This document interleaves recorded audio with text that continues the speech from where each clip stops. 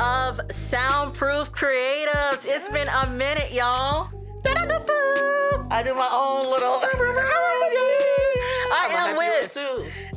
Thank you. I am with the Charles Hines. What's going on, everybody? This is the Charles Hines, and this is my Enjoy Myself poem.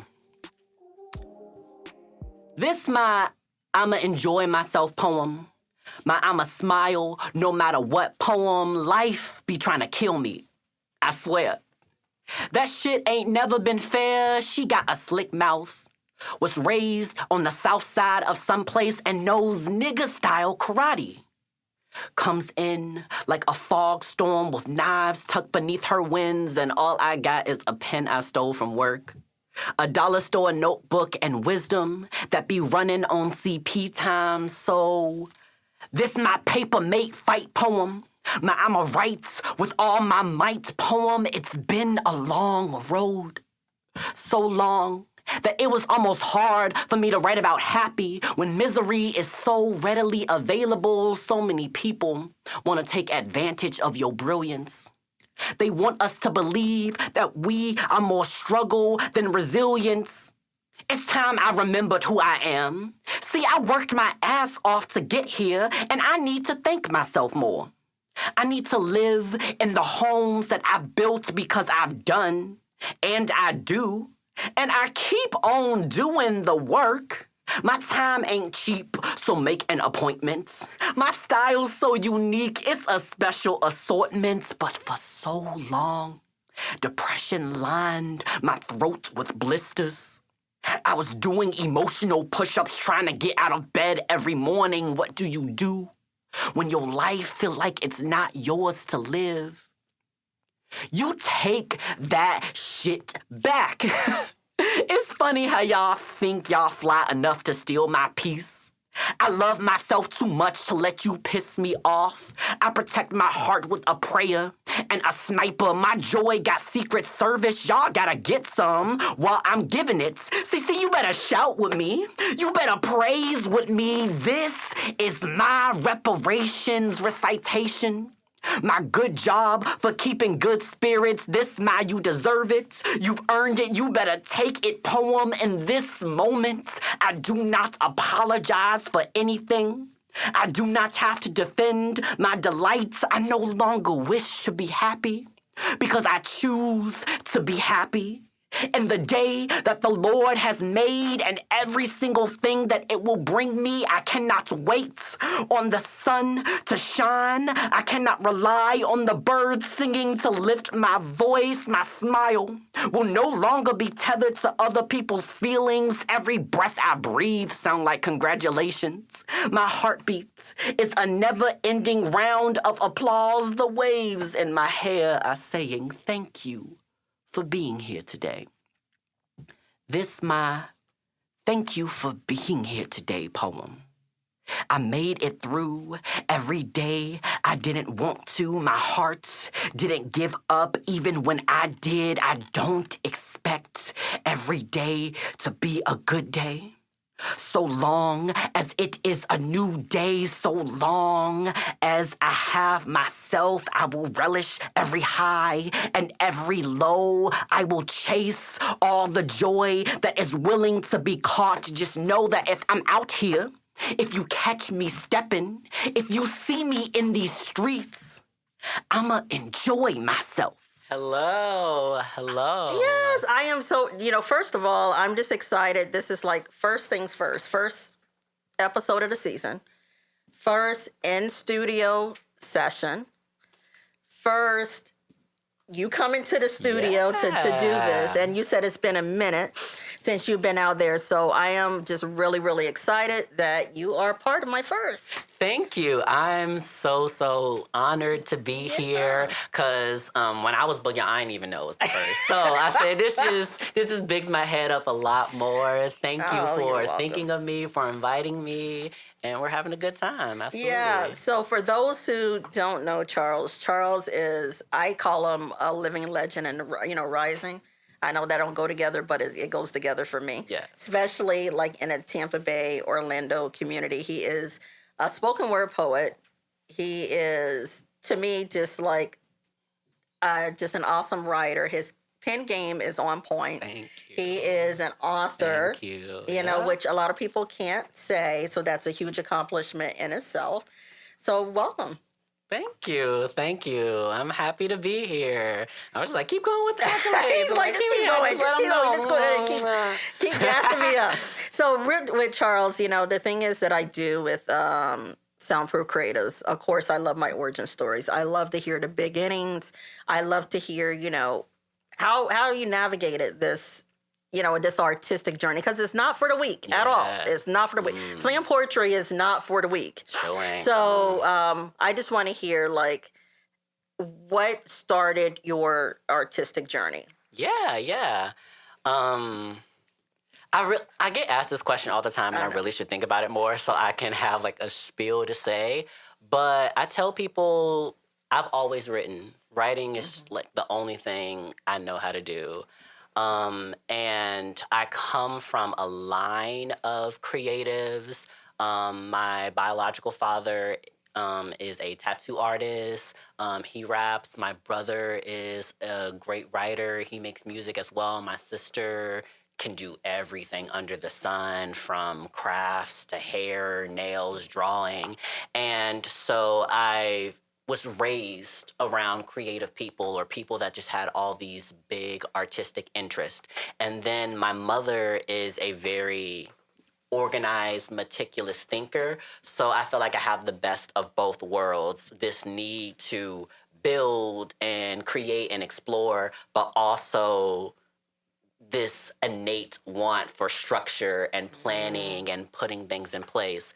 But I've been writing since I was a little kid. I've had, like, a wild imagination. I was that child who was deeply fascinated with words. So I remember being younger and being, like, blown away with Akilah and the Bee and Keke Palmer, and, like, pausing the movie and writing down the words and looking up the definitions and just falling deep into all of that.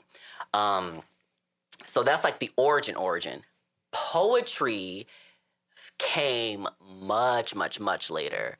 In middle school, I thought I had my heart broken, and I think we was talking about, like, Shakespeare or something. So I started just, like, writing a bunch of just obnoxious, flowery stuff about how the world was ending. And, like, people responded to it. And it's something that I've never gotten away from. Just writing and poetry more specifically. And the rest, all of the other cool stuff is history. But long story short, I just feel like I just keep doing things to continue to write or be in creative spaces. And all of my so-called great accomplishments have just come from me doing what I enjoy doing.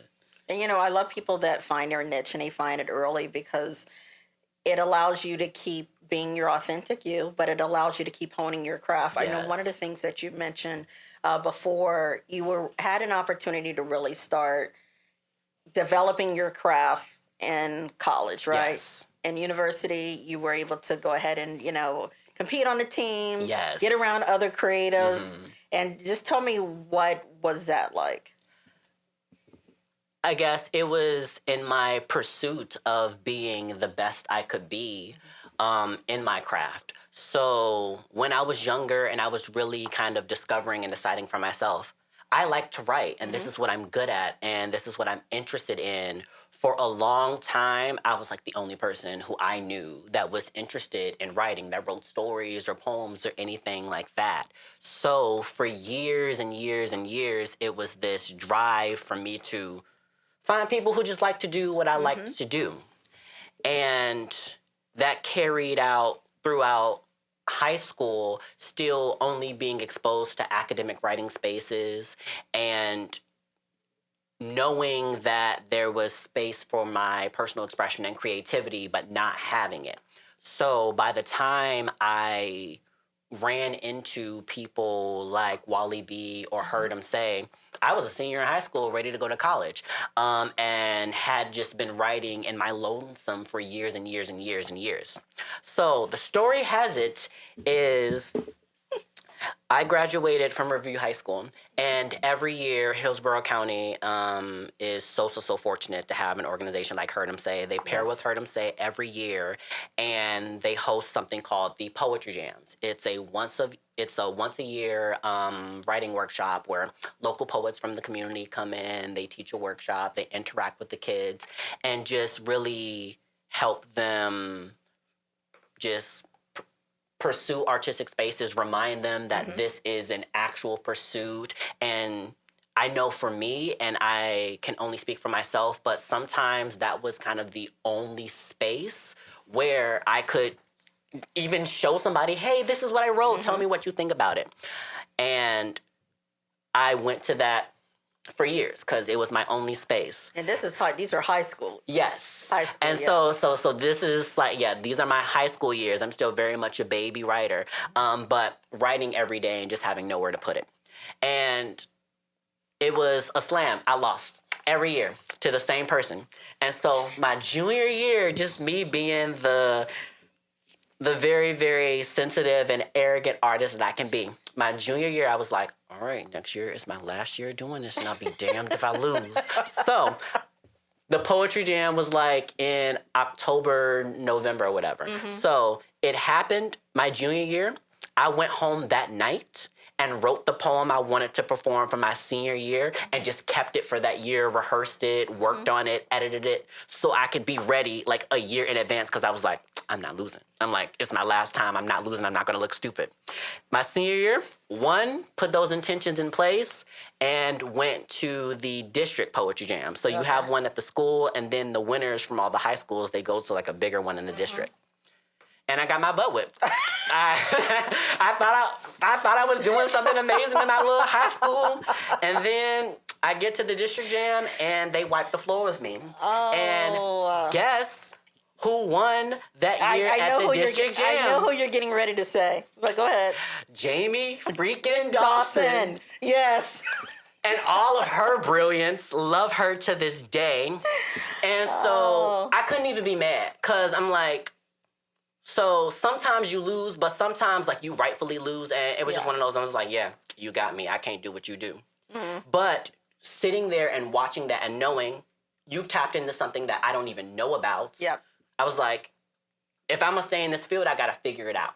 So I remember running to her afterwards and just being like, how do you know how to do and present and articulate in this way? And she steered me to Heard 'em Say. Even though I still had maybe a couple more months before going off to college. So unfortunately, I never got an opportunity to be in the Heard 'em Say space officially as a student. But I graduated and I went over to UCF, and poetry was the first thing I was looking for. I was like, I know y'all got a scene here. It's 60,000 students. Somebody got to know where the poems are. And if there's not one, I'm going to create one. Figure it out. So just searching for months and couldn't find anything on social media, couldn't find anything in the database. And God is so funny. So one day I was just walking through the student union. It was actually Valentine's Day. And they did... every year, UCF would do this big event on, like, sexual health and awareness for Valentine's Day. Very appropriate. And I saw a poet, like, on the outside stage performing a poem. Brilliant. And just stopped everything I'm doing. I'm like, okay, that's what I'm looking for, so I'm going to stay here and talk to you. That poet happened to be Shelby Birch. And... fabulous, fantastic. Ambushed her love her to this day. Shout out to Shelby. And so I ambushed her the same way I ambushed Jamie, and I was like, you're amazing. Where y'all be at? Tell me. I heard him say.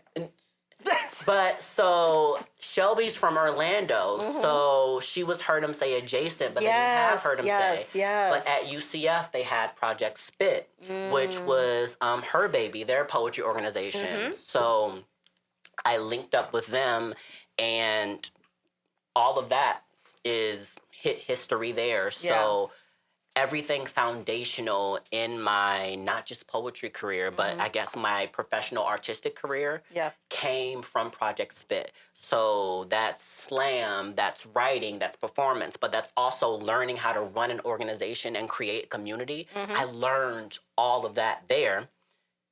and had no intentions of falling into or figuring out all this stuff. All I knew is, I want to write real good and y'all write real good, so I'm going to hang out with y'all. So you mentioned, going through the university route, being able to really develop your skill, all of that. So you came to Tampa, you touched the mic. What I want to hear, because I love hearing the first experience. Was it open mic or was the first experience slam?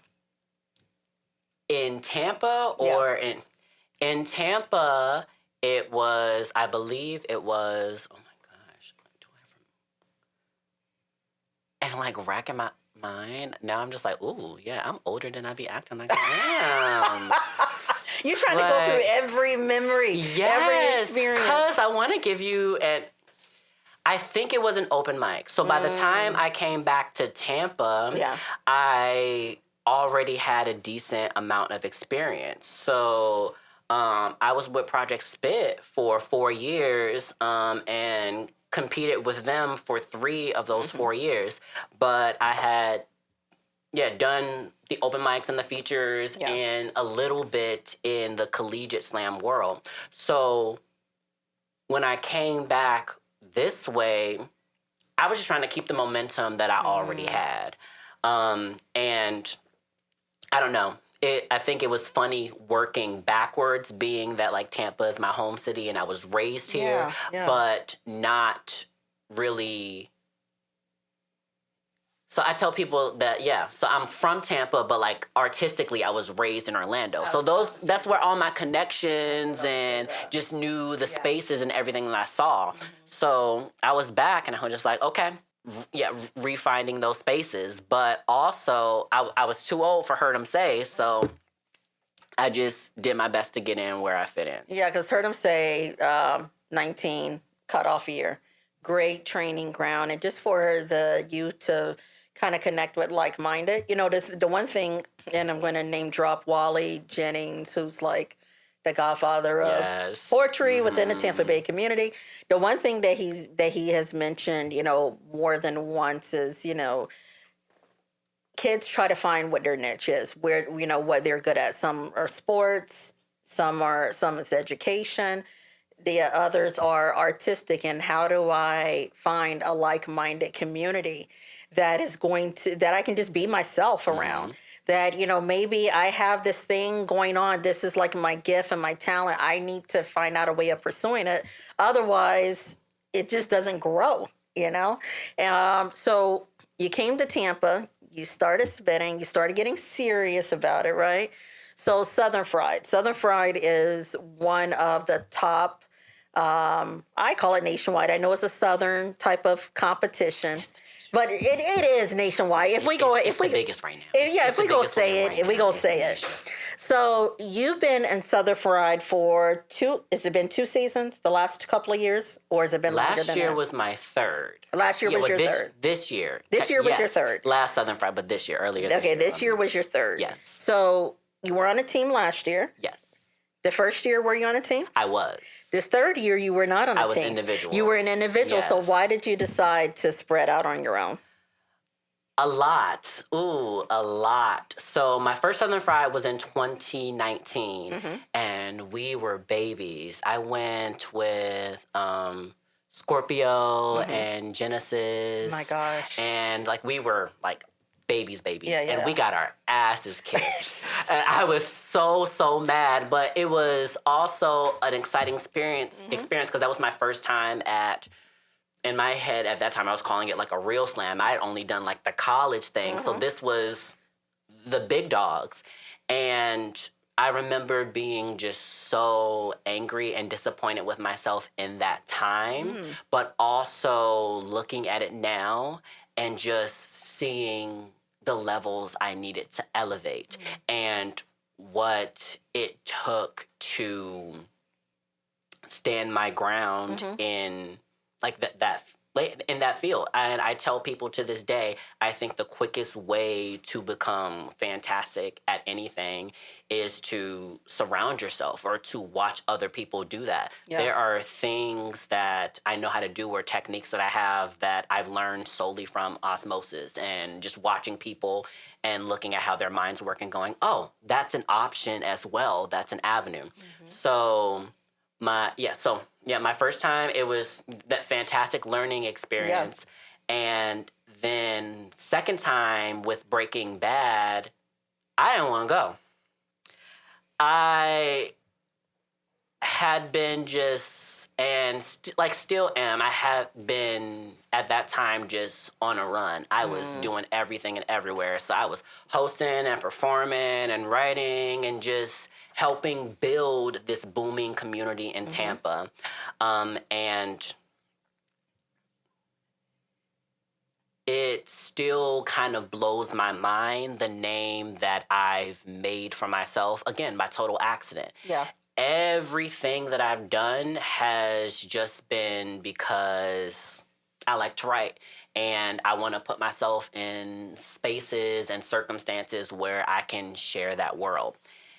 So even when I got back to Tampa, I just was looking for the poetry. I wasn't trying to be a part of anybody's organization or take on responsibility. I was just like, this is what I like to do. I need to find out how to do it somewhere. That's how I connected with the poets when they were doing their thing. And we spoke Black on Black Rhyme and eventually Grow House. It was just from always positioning myself with the people who were doing what I enjoyed doing. So that year, I wasn't trying to slam. I've been cultivating a book that's really, really special to me that I told people that I was going to release in like 2021, and it ain't here yet. But it's coming. When it's done, and y'all go get it, and it's gonna be real good. There you go. That's all. That's all you need to know. There you go. But it ain't out, so you know it ain't done. And that's how it There's is. some more experiences that have to be had 100%. to get this thing done. Like 100%. But I wanted to focus on that, and I felt like I had just been out a lot. I've been out a lot, and I wasn't in the mood for slamming. But this year. No, this was the year prior. This Gotcha. wasn't this year. So this was the year prior with Orlando and Breaking Bad. And so although I said I wasn't in the mood to slam or do any of that stuff, I was always at somebody's slam. Yes. So what had happened was no. Okay. So no, but this is the story for real, y'all. It's gonna sound like I'm bullshitting, but no, this is actually how it happened. So I was bored one day and I had some free time, so I popped out to one of Noir's slams over on that side. And I completely forgot that it was the qualifier for Slam Madness. I was just like, I'm just gonna go slam. It's gonna be cute.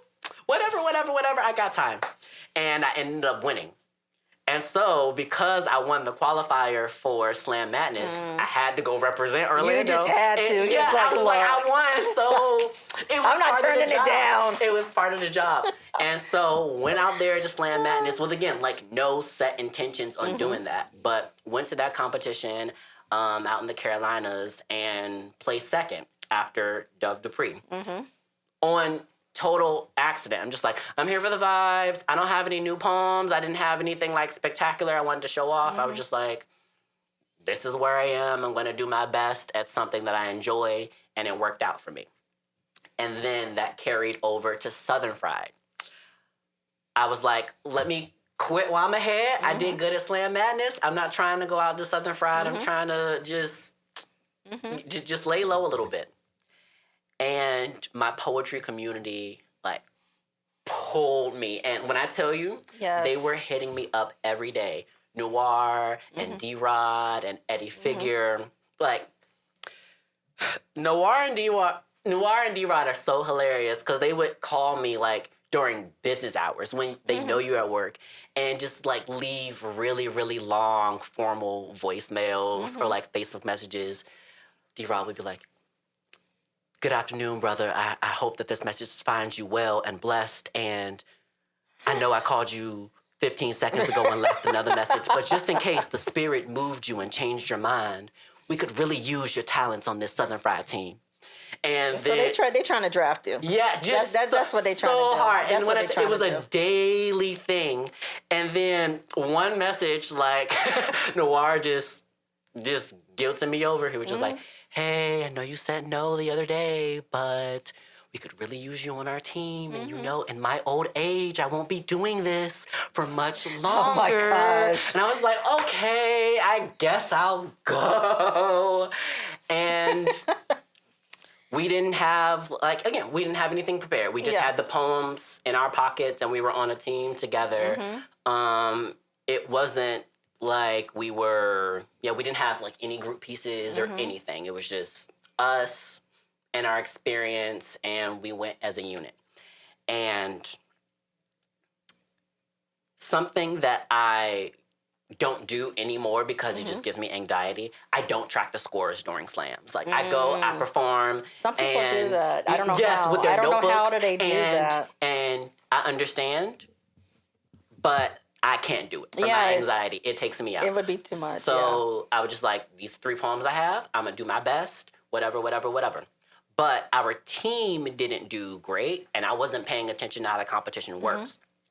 So in Southern Fried, you are scored individually, but also if you're on a team, you're scored with your team too. Yeah. So you can qualify for finals even if you're as an individual, even if your team doesn't.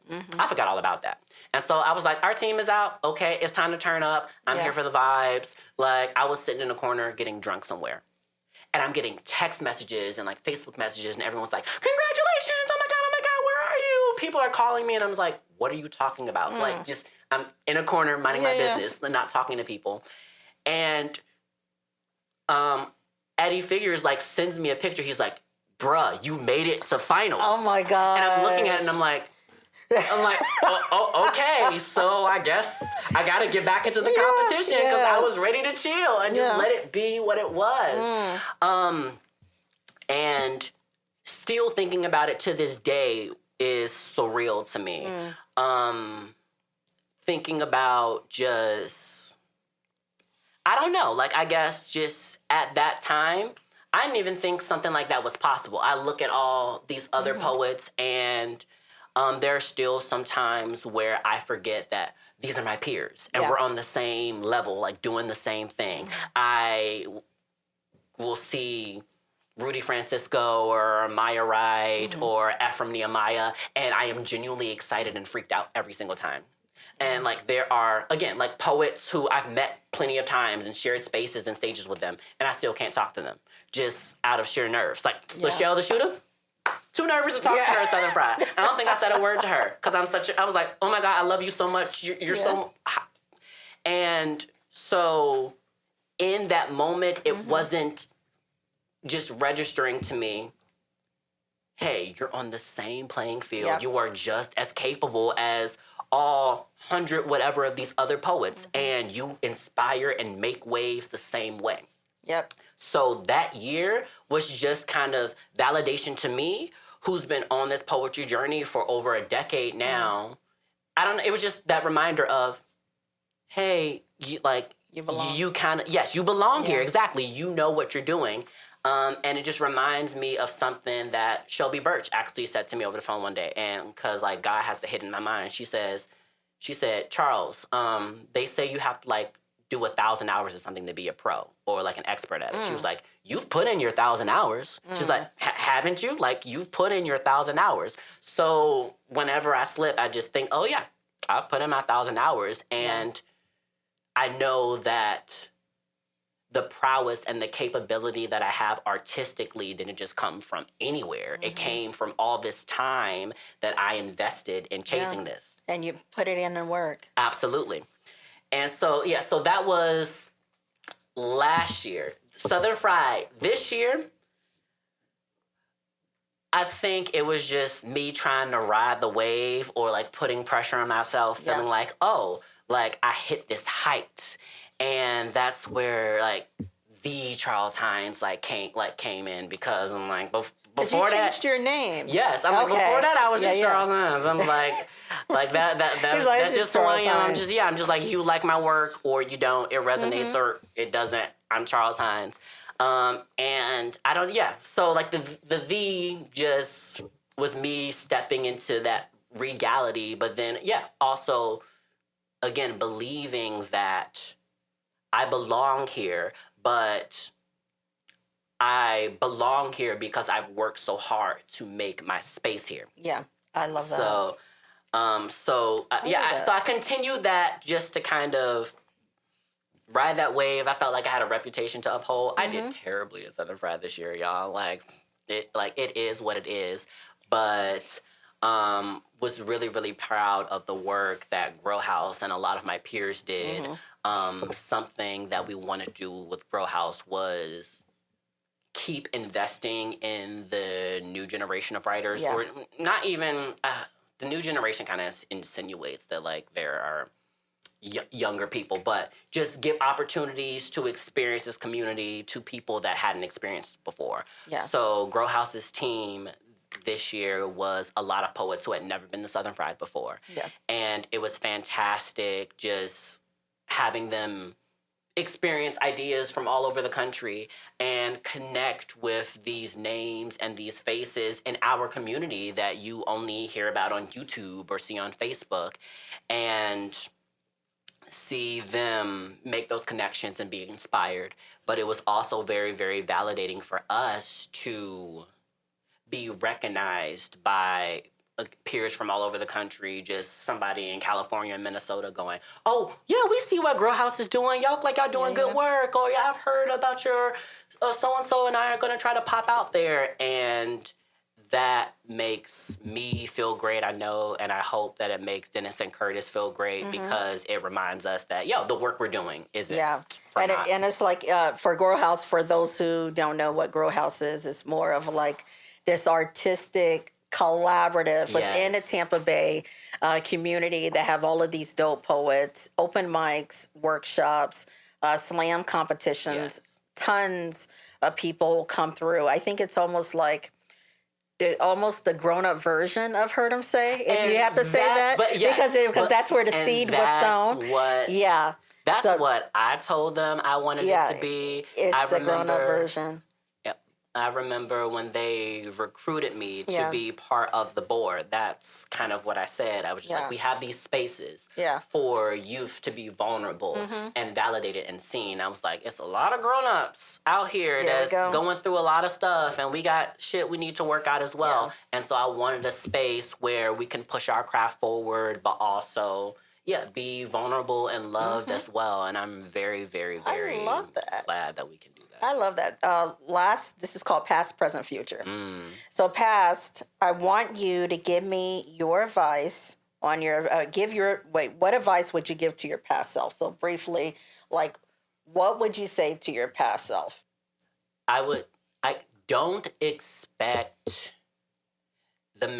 I would say, don't expect the manifestation of my destiny to look like the manifestation of somebody else's destiny.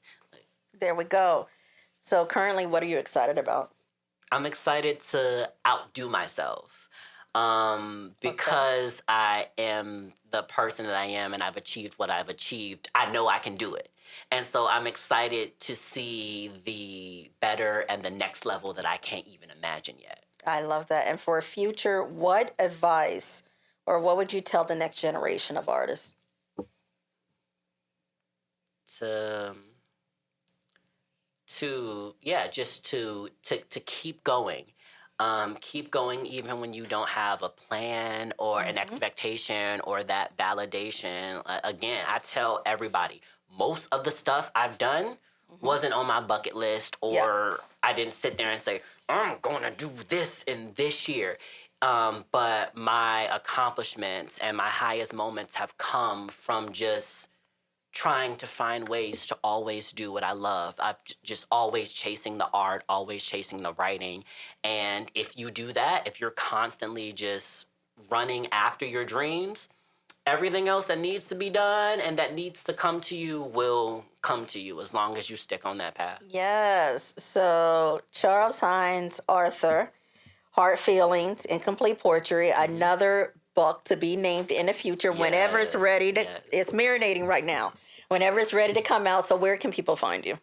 Yes, what's going on, y'all? Y'all can find me at The Charles Hines on all social media platforms. You can also find me every first Monday of the month hanging out with Grow House Tampa at our First Mondays writing workshop and open mic. Yes. Thank you, thank you, thank you. Of course, thank you for having me. It's been beautiful. Yes, I love it. It's a wrap. The man in the mirror mistook my name for Messiah tonight. So unchained and otherworldly, the extraterrestrials break curfew to sneak me onto their mothership. They lie light years of technological advancement at my feet because I am never to be stuck in the drive-through line of success. See, there are the sneakers on the rabbit's foot, and then there is me. There is the pot of gold at the end of the rainbow, and then there is me. There is the bang that introduced the galaxy to God, and then there is me. The monsoon eroded the village. The fire sketched its name into the mountain. The hallelujah quakes the screws in your church pews. And then there is me. See, I am the sweet-tooth hex that led Eve astray. The luxury Zeus cannot afford to buy Hera the tide. Tiptoes along the shore to gossip of my glory, just as the planets revolve around the sun. The sun is busy and dizzy writing love letters to me. I'm so lucky. I got shamrocks seated Indian style underneath my tongue. I'm so lucky. My laughter causes wings to sprout from cherubs' backs. I'm so lucky. Ladybugs build campfires on my fingertips to make wishes on my smile. I'm so lucky. I stepped on a crack once, and it broke the back of any generational curse that dared to follow me. I am so lucky. Bad luck enrolls itself into reformatory school so it might become good luck for me. So be good for me. See, I am the riff on the robin's tongue, the sugar and the honey in your iced tea. Be sweet to me. My name be on the jersey hanging on the back of God's wall. I am the salt of the earth and the sweetness of life. Angels ask me for my autograph, so crave me like candy. Like sweetness chase me, like freedom. Like wholeness sway my name inside your holiest of hymns. Sing me. Like the amen at the end of every prayer, and they will cling to our glory. Like it is the charm of luck, they will bow to our shine like the leaves in spring. The twinkle in my eye will guide you home every night, and I will love you carefully and correctly. For this is more ordained than the rising of the sun, and as love is endless, let our bond be endless. And as joy is timeless, let this joy be timeless.